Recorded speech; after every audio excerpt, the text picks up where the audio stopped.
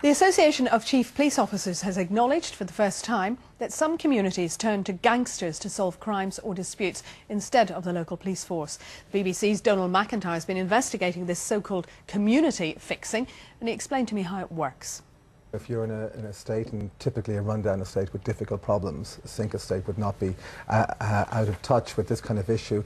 You've got some stolen white goods, you go to a gangster. If you go to police, either it may not be a priority or they may not be able to solve it because the community typically would not have confidence in the police, and there may be concerns about so-called grassing issues with any kind of connection with the police. Your local gangster or fixer will get your goods back. Often he'll interview witnesses. It does have parallels with the paramilitary justice system operated in Northern Ireland, although it's for much more minor crimes. OK, why are people doing this? Why is it they feel that they cannot go to the police? Well, some of them feel that it's effective, that the threat of intimidation will get results more so than the police. The community tends to actually go to the police for much more serious crimes, but there is a lack of confidence in some communities, and we've seen this in relation to gangland murders and youth murders up and down the country, where there has been problems connecting with communities because of the threat of violence and grassing.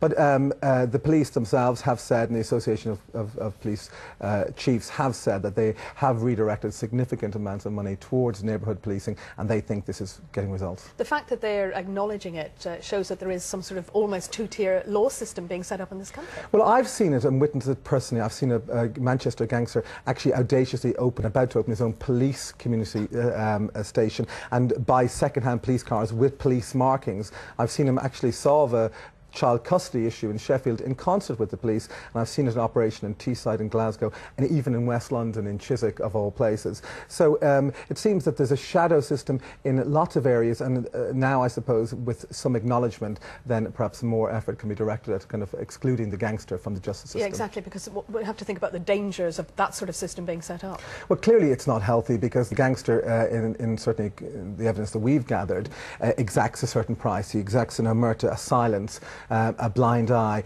and often in return he might get some cash, he might get some compensation, maybe a free meal, or also maybe a witness for a future case if and when required. You talked about various parts of the country there. It sounds that it could be quite widespread. Well, it seems that, well, it's hard because nobody has done any proper studies into it. This is the first acknowledgement from ACPO, but in my evidence and how I've witnessed it and from the people we've talked to, it does seem to be quite widespread.